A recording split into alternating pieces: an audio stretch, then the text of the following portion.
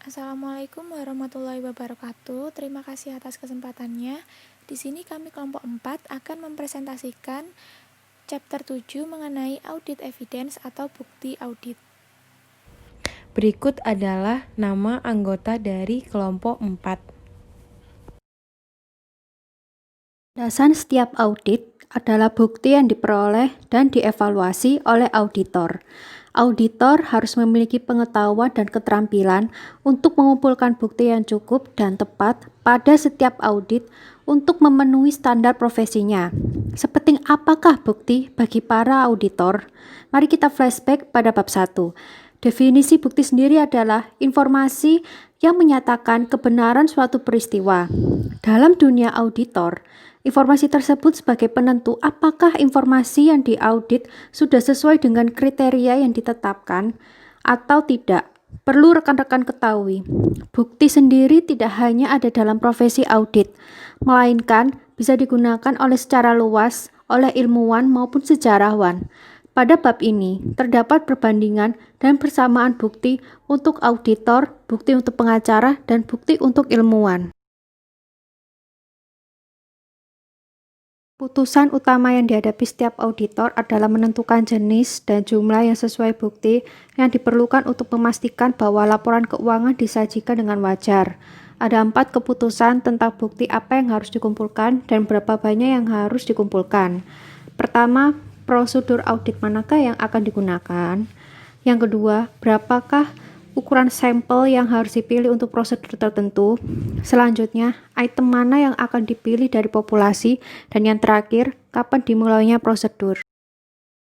Prosedur audit adalah instruksi yang menjelaskan bukti audit yang akan diperoleh selama audit. Setelah prosedur audit dipilih, auditor dapat memvariasikan ukuran sampel dari 1 hingga semua item dalam populasi yang diuji. Setelah menentukan ukuran sampel untuk prosedur audit, auditor harus memutuskan unsur mana dalam populasi yang akan diuji. Setelah itu, waktu pengujian prosedur audit tergantung berapa lama laporan keuangan tersebut selesai dalam satu periode. Dan selama prosedur itu berjalan, muncullah bukti yang akan dibutuhkan auditor tersebut untuk disajikan. Ada 2 tipe bukti yang akan ditemukan dalam proses prosedur audit. Tipe yang pertama adalah relevansi bukti. Relevansi bukti memiliki arti relevansi dan keandalannya dalam memenuhi tujuan audit untuk golongan transaksi, saldo akun, dan pengungkapan yang terkait. Sedangkan keandalan bukti mengacu pada sejauh mana bukti dapat dipercaya atau tidak. Untuk spesifikasi keandalan bukti akan dijelaskan oleh rekan saya selanjutnya. Di sini saya akan menjelaskan tentang keandalan bukti. Keandalan bukti sendiri memiliki 6 karakteristik. Yang pertama yaitu ada independensi penyedia. Bukti yang diperoleh dari sumber di luar entitas lebih dapat diandalkan daripada yang diperoleh dari dalam. Lalu yang kedua ada efektivitas pengendalian internal klien. Ketika pengendalian internal klien efektif, bukti yang diperoleh lebih dapat diandalkan dibandingkan jika tidak efektif. Lalu yang ketiga ada pengetahuan langsung auditor.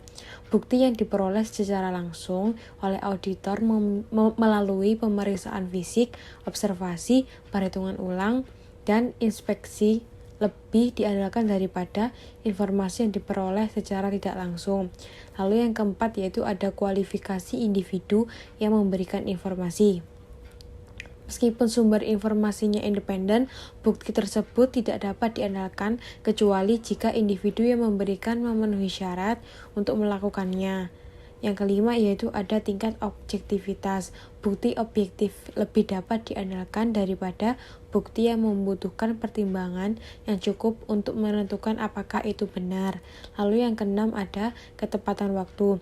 Ketepatan waktu audit dapat mengacu pada kapan bukti tersebut diakumulasi atau pada periode yang dicakup oleh audit.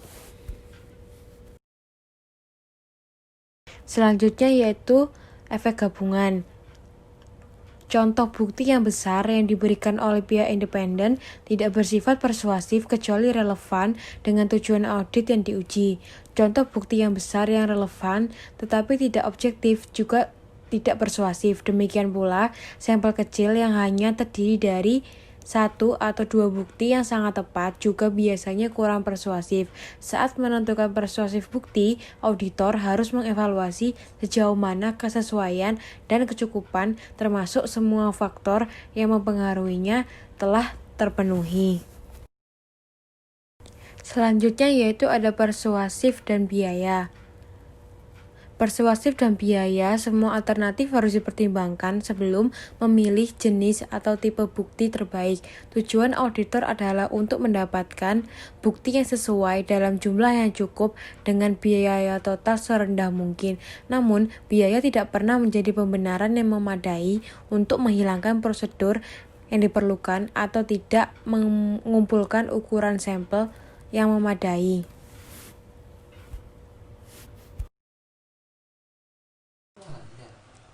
Terima kasih atas kesempatannya. Nama saya Cece Mela Veronica, NIM 588, akan melanjutkan presentasi dari rekan saya sebelumnya.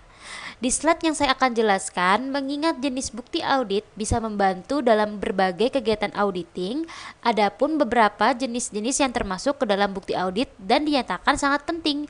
Di antaranya yang pertama pengujian fisik, kedua bukti konfirmasi, ketiga bukti inspeksi, yang keempat prosedur analitis, yang kelima catatan akuntansi, yang keenam bukti lisan atau wawancara, yang ketujuh perhitungan ulang, yang ke-8 observasi.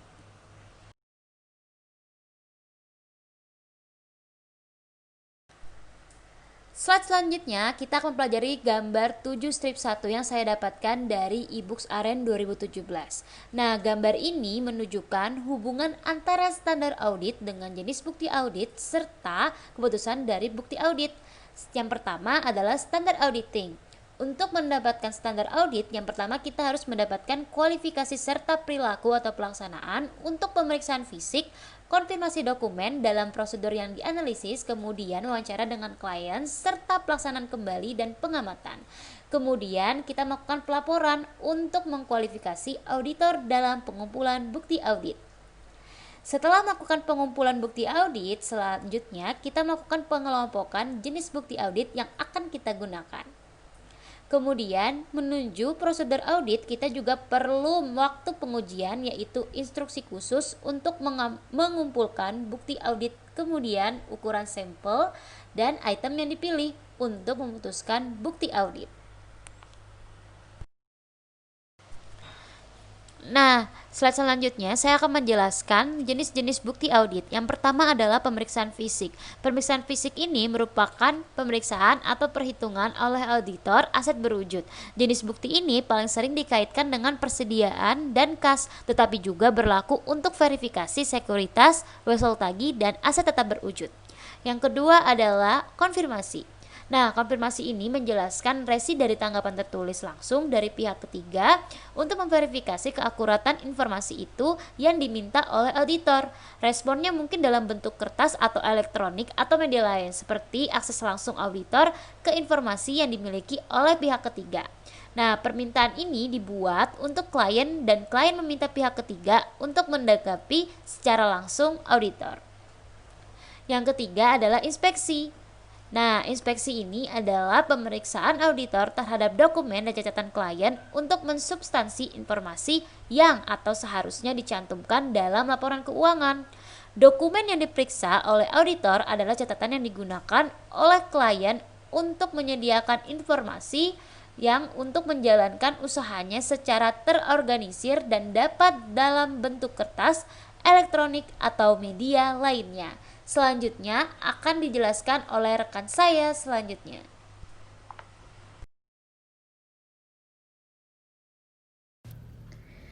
Dokumentasi banyak digunakan sebagai bukti dalam audit karena biasanya sudah tersedia dengan biaya yang relatif rendah. Terkadang juga dokumentasi adalah satu-satunya jenis bukti yang masuk akal yang tersedia. Nah, di sini dokumentasi diklasifikasikan menjadi dokumen internal dan dokumen eksternal. Dokumen internal di sini telah disiapkan dan digunakan dalam organisasi klien dan disimpan tanpa pernah pergi ke pihak luar. Contoh dari dokumen internal itu seperti faktur penjualan duplikat, laporan waktu karyawan, dan laporan penerimaan persediaan. Nah, sedangkan dokumen eksternal di sini telah ditangani oleh seseorang di luar organisasi klien yang merupakan pihak dalam transaksi yang didokumentasikan, tetapi saat ini dipegang oleh klien atau dapat diakses dengan mudah.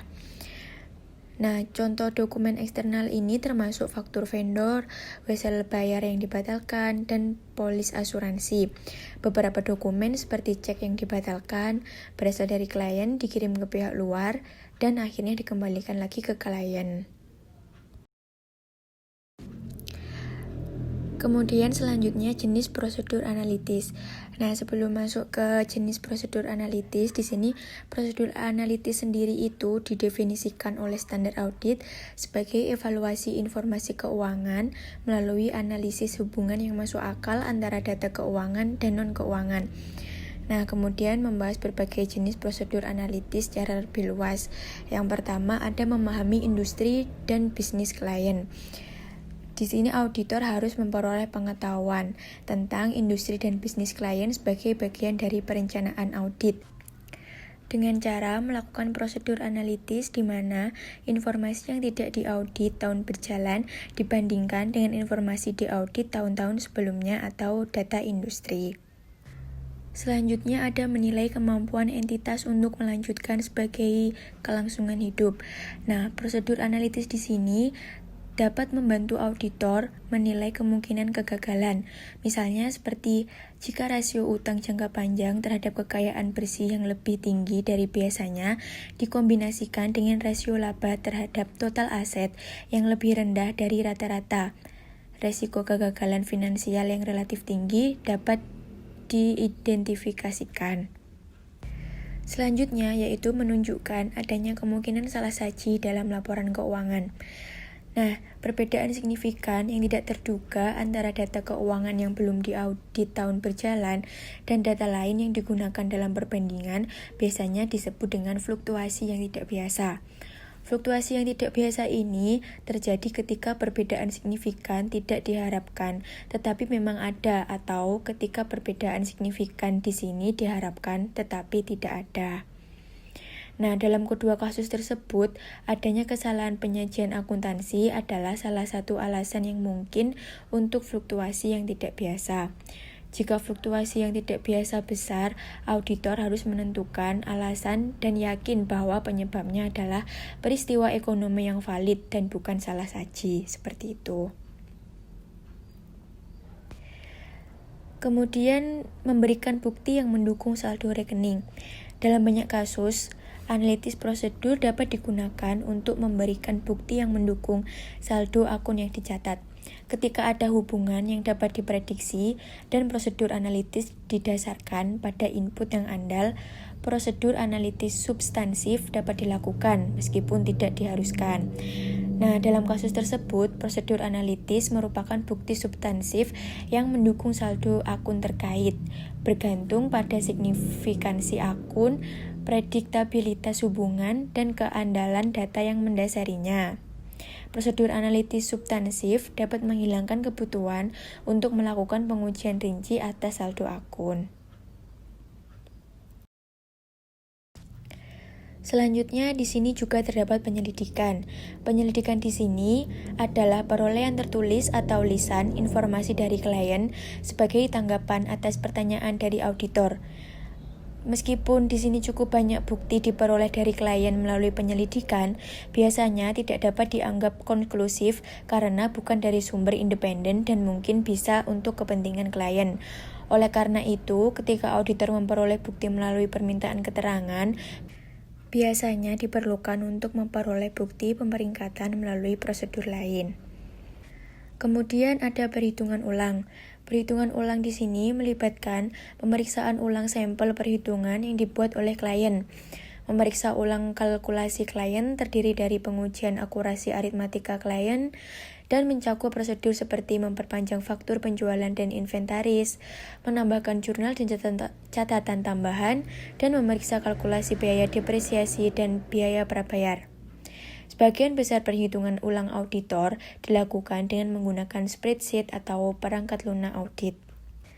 Selanjutnya yaitu reperformance. Reperformance ini adalah pengujian independen auditor atas prosedur atau kontrol akuntansi klien yang awalnya dilakukan sebagai bagian dari sistem akuntansi dan pengendalian internal entitas. Sedangkan perhitungan ulang melibatkan pemeriksaan ulang komputasi, reperformance melibatkan pemeriksaan prosedur lain. Sebagai contoh di sini adalah auditor dapat membandingkan harga pada faktur dengan daftar harga yang disetujui atau mungkin melakukan penuaan akun piutang. Selanjutnya yaitu pengamatan. Pengamatan di sini terdiri dari melihat proses atau prosedur yang dilakukan oleh orang lain. Auditor dapat mengunjungi pabrik untuk mendapatkan kesan umum tentang fasilitas klien atau melihat individu melakukan tugas akuntansi untuk menentukan apakah orang yang diberi tanggung jawab telah melaksanakannya dengan benar. Pengamatan di sini memberikan bukti tentang kinerja suatu proses atau prosedur, tetapi terbatas pada titik waktu di mana pengamatan berlangsung. Dan yang terakhir ada kesesuaian jenis bukti. Nah, seperti yang telah dibahas di bab sebelumnya, karakteristik untuk menentukan kesesuaian bukti di sini adalah relevansi dan keandalan. Informasi yang relevan harus memiliki nilai umpan balik, yakni mampu membantu menjustifikasi dan mengoreksi harapan masa lalu. Informasi juga harus memiliki nilai prediktif, yakni dapat digunakan untuk memprediksi apa yang akan terjadi di masa yang akan datang. Nah, untuk keandalan sendiri, di sini informasi dianggap andal jika dapat diverifikasi, netral, disajikan secara tepat, serta bebas dari kesalahan dan bias atau penyimpangan. Terima kasih. Terima kasih atas kesempatannya. Nama saya Melinda Ayu Kartikasari dengan NIM 2018310615. Di sini saya akan menjelaskan mengenai biaya jenis bukti. Ada dua jenis bukti yang paling mahal, antara lain adalah pemeriksaan fisik dan konfirmasi. Pemeriksaan fisik dikata mahal karena biasanya memerlukan kehadiran auditor saat klien itu menghitung aset. Seringkali ini terjadi pada tanggal neraca. Misalnya yaitu seperti pemeriksaan fisik inventaris dapat mengakibatkan beberapa auditor melakukan perjalanan ke lokasi geografis yang tersebar. Sedangkan konfirmasi dikatakan mahal karena auditor harus mengikuti prosedur yang cermat dalam persiapan konfirmasi, pengiriman, penerimaan, dan dalam tindak lanjut non-respons dan pengecualian. Selanjutnya, ada istilah-istilah yang digunakan dalam prosedur audit. Di antaranya tertera pada tabel yang ada pada slide.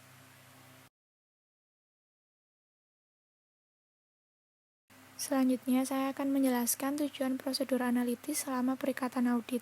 Tujuan yang pertama yaitu, prosedur analitis diperlukan dalam tahap perencanaan sebagai bagian dari prosedur penilaian risiko untuk memahami bisnis dan industri klien, dan untuk membantu dalam menentukan sifat, luas, dan waktu prosedur audit. Tujuan yang kedua, prosedur analitis sering dilakukan selama tahap pengujian audit sebagai pengujian substantif untuk mendukung saldo akun. Dan tujuan yang ketiga, prosedur analitis juga diperlukan selama tahap penyelesaian audit.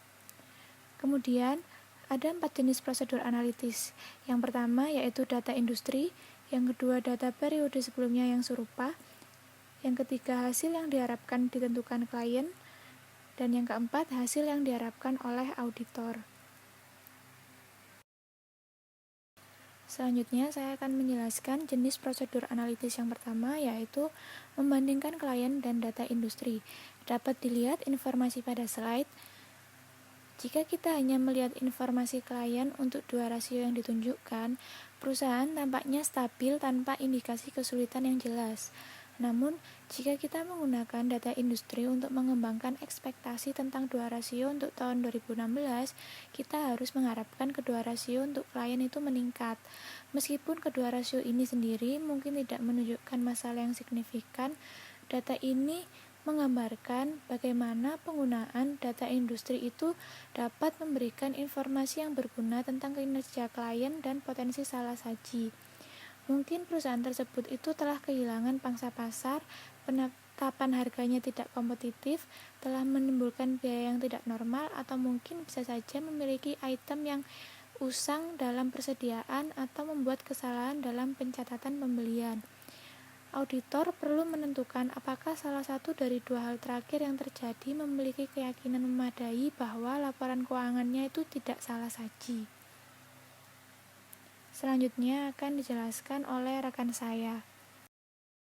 Dari berbagai macam prosedur analitis memungkinkan auditor untuk membandingkan data klien dengan data serupa dari satu atau periode sebelumnya. Berikut contoh dari perbandingan tersebut. Yang pertama, bandingkan saldo tahun ini dengan tahun sebelumnya. Cara termudah untuk melakukan pengujian ini adalah dengan memasukkan hasil neraca percobaan yang disesuaikan tahun sebelumnya dalam kolom terpisah dari spreadsheet neraca saldo tahun berjalan.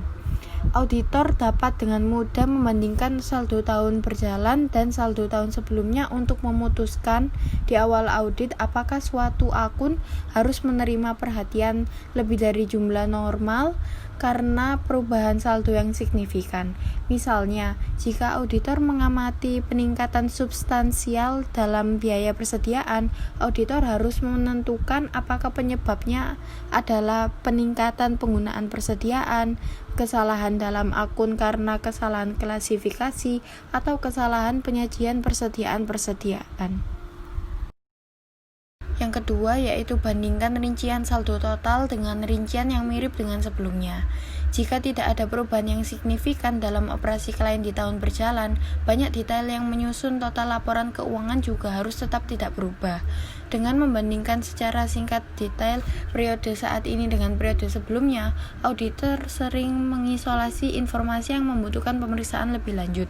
Perbandingan rincian dengan berbentuk rincian dari waktu ke waktu, seperti membandingkan total bulanan untuk tahun berjalan dan tahun sebelumnya untuk penjualan, perbaikan, dan akun lainnya, atau rincian pada suatu waktu, seperti membandingkan rincian pinjaman yang terhutang pada akhir tahun berjalan dengan rincian di akhir tahun sebelumnya. Yang terakhir, yang ketiga, hitung rasio dan persen hubungan untuk perbandingan dengan tahun-tahun sebelumnya. Membandingkan total atau detail dengan tahun-tahun sebelumnya memiliki dua kekurangan. Yang pertama, gagal mempertimbangkan pertumbuhan atau penurunan aktivitas bisnis. Yang kedua, hubungan data dengan data lain, seperti mengabaikan penjualan ke harga pokok penjualan. Rasio dan persen hubungan mengatasi kedua kekurangan tersebut. Misalnya, margin kotor adalah presentasi hubungan yang umum digunakan oleh auditor. Pada slide ini ada tabel yang mencakup beberapa rasio dan perbandingan internal untuk menunjukkan penggunaan analisis rasio secara luas. Dalam semua kasus ini, perbandingan harus dilakukan dengan perhitungan yang dibuat pada tahun-tahun sebelumnya untuk klien yang sama. Banyak rasio dan persen yang digunakan untuk perbandingan dengan tahun-tahun sebelumnya sama dengan yang digunakan untuk perbandingan dengan data industri. Misalnya, auditor sering membandingkan margin kotor tahun berjalan dengan rata-rata industri serta margin tahun-tahun sebelumnya. Kebanyakan perusahaan mempersiapkan anggaran untuk berbagai aspek operasi dan hasil keuangan mereka, karena anggaran mewakili ekspektasi klien untuk periode tersebut. Auditor harus menyelidiki perbedaan paling signifikan antara hasil yang dianggarkan dan hasil aktual, karena area ini mungkin mengandung potensi salah saji. Pada slide ini ada beberapa informasi tentang rasio keuangan umum, yaitu prosedur analitis auditor seringkali mencakup penggunaan rasio keuangan umum selama perencanaan dan penelaahan akhir atas laporan keuangan yang diaudit. Ini berguna untuk memahami peristiwa terkini dan status keuangan bisnis untuk melihat laporan dari perspektif pengguna. Analisis keuangan umum mungkin efektif untuk mengidentifikasi kemungkinan adanya masalah, di mana auditor dapat melakukan analisis tambahan dan pengujian audit, serta masalah bisnis di mana auditor dapat memberikan bantuan lain. Saat menggunakan rasio ini, auditor harus memastikan untuk membuat perbandingan yang sesuai. Perbandingan terpenting adalah tahun-tahun sebelumnya untuk perusahaan dan rata-rata industri atau perusahaan serupa untuk tahun yang sama. Rasio dan prosedur analitis lainnya biasanya dihitung menggunakan spreadsheet dan jenis perangkat lunak audit lainnya, di mana beberapa tahun data klien dan industri dapat disimpan untuk tujuan perbandingan. Rasio dapat dihubungkan ke neraca saldo sehingga perhitungan secara otomatis diperbarui saat entry penyesuaian dibuat untuk laporan klien. Misalnya, penyesuaian terhadap persediaan dan harga pokok penjualan mempengaruhi sejumlah besar rasio, termasuk perputaran persediaan, rasio lancar, margin kotor, dan ukuran profitabilitas lainnya. Terima kasih. Terima kasih atas kesempatannya. Perkenalkan, saya Katerina Sheryl 6621. Di sini saya akan melanjutkan presentasi dari rekan saya. Yang akan saya bahas kali ini, yang pertama adalah kemampuan membayar utang jangka pendek. Terdapat 3 rasio, yaitu cash, quick, dan juga current. Nah, untuk rasio cash sendiri, ini berguna untuk mengevaluasi kemampuan untuk membayar utang secara segera. Sedangkan untuk current ratio, membutuhkan konversi aset seperti inventaris dan juga piutang untuk uang tunai sebelum utang dapat dibayarkan. Perbedaan terpenting antara rasio cepat dan saat ini adalah dimasukkannya persediaan dalam aset-aset ini untuk rasio saat ini. Selanjutnya yang akan saya bahas adalah rasio aktivitas likuiditas. Rasio aktivitas untuk piutang dan inventaris dinilai sangat berguna bagi auditor karena menggunakan tren dalam rasio turnover piutang akun untuk menilai kewajaran tunjangan untuk akun yang tidak dapat diubah. Auditor menggunakan tren dalam rasio pergantian persediaan untuk mengidentifikasi potensi usang persediaan. Sedangkan untuk rata-rata hari, ini digunakan untuk mengumpulkan dengan cara yang berbeda untuk melihat rata-rata data perputaran piutang akun. Hal yang sama berlaku untuk hari rata-rata untuk menjual dibandingkan dengan omset persediaan rata-rata. Lalu yang ketiga adalah kemampuan memenuhi kewajiban utang jangka panjang. Solvabilitas jangka panjang perusahaan tergantung pada keberhasilan operasinya dan kemampuannya untuk meningkatkan modal untuk ekspansi, serta kemampuannya untuk melakukan pembayaran pokok dan bunga. 2 rasio ini menjadi langkah-langkah utama yang digunakan kreditur dan investor untuk menilai kemampuan perusahaan dalam membayar utangnya. Rasio utang terhadap ekuitas menunjukkan sejauh mana penggunaan utang dalam pembiayaan sebuah perusahaan. Apabila rasio utang terhadap ekuitas terlalu tinggi, itu mungkin menunjukkan bahwa perusahaan telah menggunakan kapasitas pinjamannya dan tidak memiliki bantalan untuk utang tambahan. Jika terlalu rendah, itu mungkin berarti leverage yang tersedia tidak digunakan untuk keuntungan pemilik.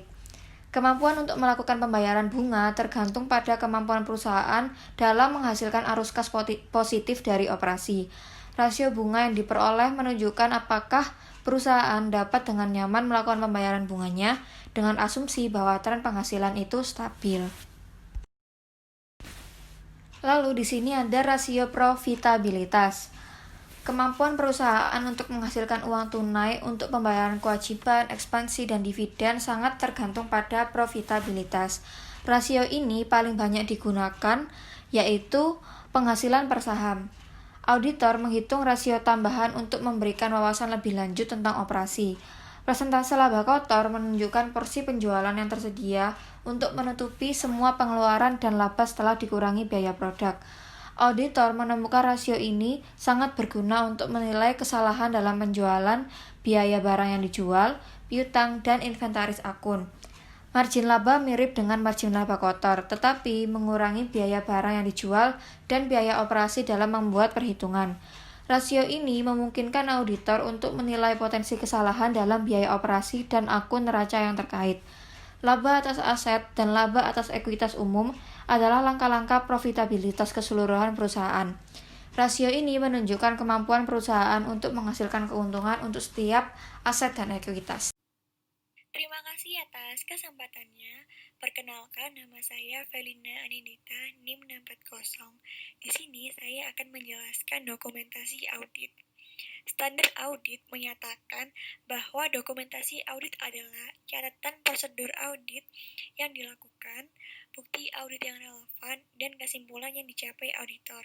Sehingga dokumentasi audit harus mencakup semua informasi yang dianggap perlu oleh auditor untuk melakukan audit secara memadai dan untuk memberikan dukungan bagi laporan audit.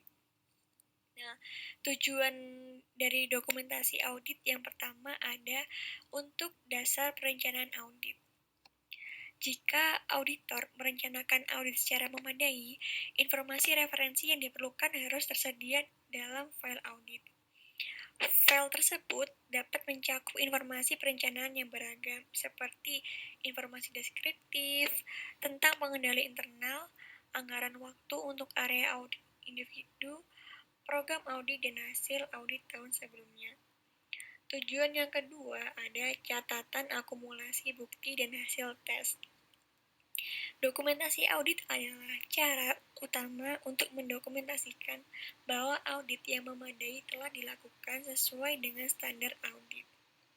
Jika diperlukan, auditor harus dapat menunjukkan kepada badan pengatur dan pengadilan bahwa audit telah direncanakan dengan baik dan diawasi secara memadai. Dan bukti yang terkumpul sudah sesuai dan cukup, dan laporan audit telah sesuai dengan hasil audit. Tujuan yang ketiga ada data untuk menentukan jenis laporan audit yang tepat. Dokumentasi audit menyediakan sumber informasi penting untuk membantu auditor dalam memutuskan apakah bukti yang cukup dan tepat telah dikumpulkan untuk membenarkan laporan audit dalam keadaan tertentu. Tujuan yang keempat ada dasar review oleh supervisor dan rekan. File audit adalah kerangka acuan utama yang digunakan oleh personel pengawal untuk mereview pekerjaan asisten. Review yang cermat oleh supervisor juga memberikan bukti bahwa audit diawasi dengan benar. Selain itu, file audit sering dijadikan sebagai dasar untuk penyusunan SPT, pengajuan ke SEC, dan laporan lainnya. Sehingga mereka juga menjadi sumber informasi untuk mengeluarkan komunikasi kepada manajemen dan pihak yang bertanggung jawab atas tata kelola. Di rasio dokumentasi audit terdiri dari beberapa hal. Hal yang pertama ada kepemilikan file audit. Dokumentasi audit yang disiapkan selama penugasan, termasuk jadwal yang disiapkan oleh klien untuk auditor adalah milik auditor. Oleh karena itu, file audit disimpan di lokasi CPA untuk referensi di masa mendatang dan untuk mematuhi standar audit yang terkait dengan penyimpanan dokumen. Hal yang kedua ada kerahasiaan file audit. Kebutuhan untuk menjaga hubungan rahasia dengan klien dinyatakan dalam kode perilaku profesional yang menyatakan bahwa anggota dalam praktik publik tidak boleh mengungkapkan informasi rahasia klien tanpa persetujuan khusus dari klien. Sehingga selama proses audit, auditor memperoleh cukup banyak informasi yang bersifat rahasia, termasuk gaji petugas, harga produk dan rencana periklanan, dan data biaya produk. Jika auditor membocorkan informasi ini kepada pihak luar atau karyawan klien yang aksesnya ditolak, hubungan mereka dengan manajemen akan sangat tegang. Selain itu, memiliki akses ke file audit akan memberi karyawan kesempatan untuk mengubah file. Oleh karena itu, untuk alasan ini, kehati-hatian harus diberikan untuk menjaga file audit setiap saat. Hal yang ketiga ada persyaratan untuk retensi audit dokumentasi.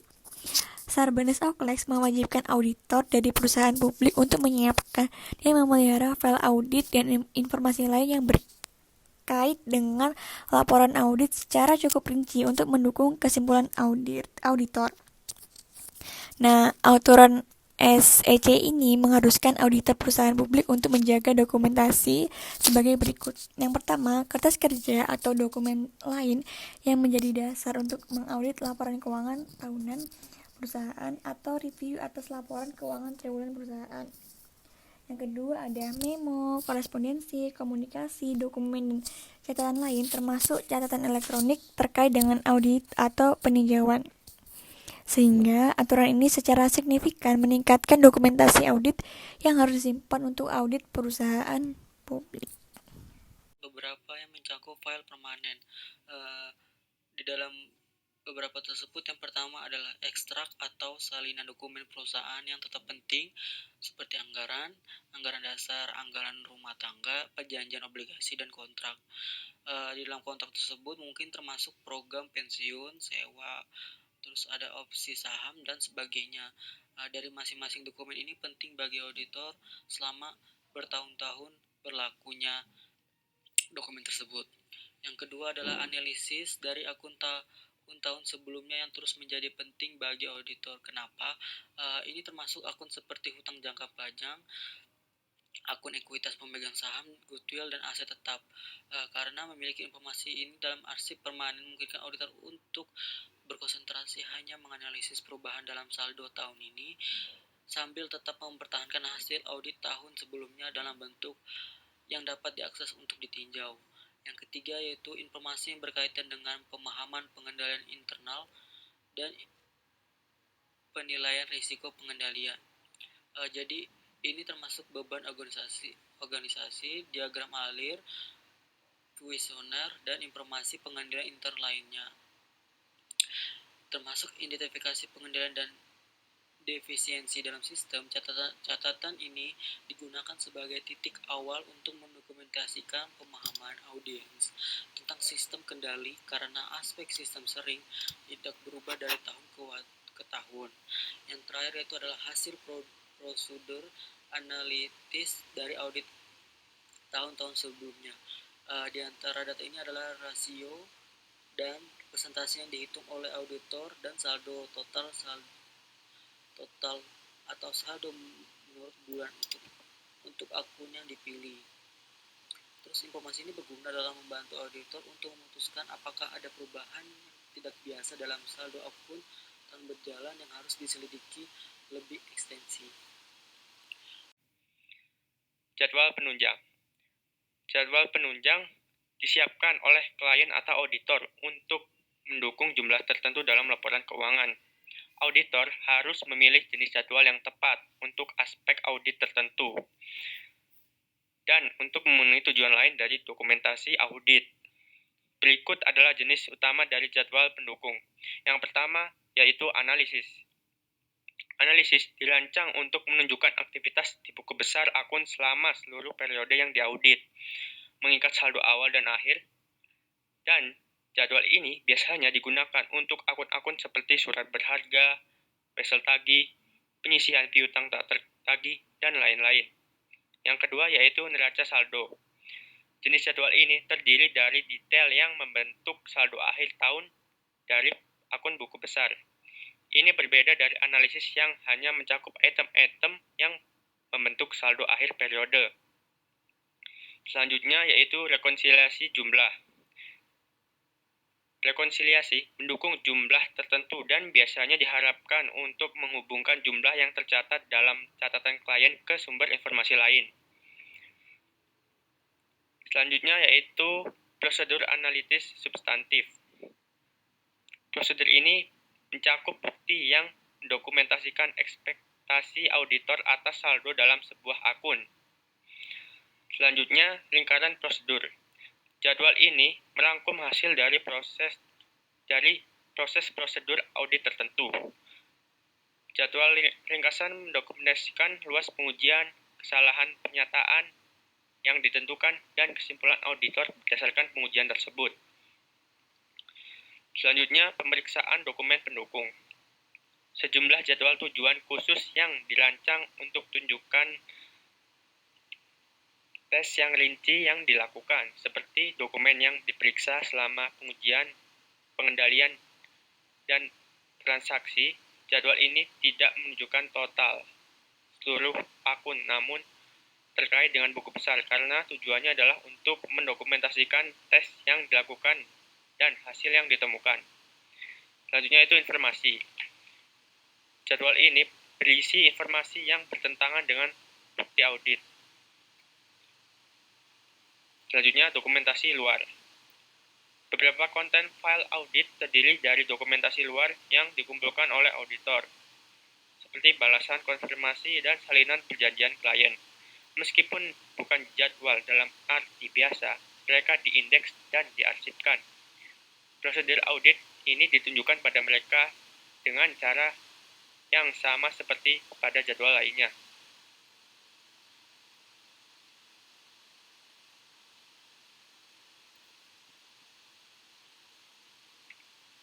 Dokumentasi audit yang baik harus memiliki karakteristik tertentu, di antaranya yaitu yang pertama, setiap file audit harus diidentifikasi dengan benar, dengan informasi seperti nama klien, periode yang dicakup, deskripsi konten, inisial pembuat, tanggal persiapan, dan kode indeks. Selanjutnya yaitu dokumentasi audit harus diindeks dan direferensikan silang untuk membantu dalam pengaturan dan pengarsipan.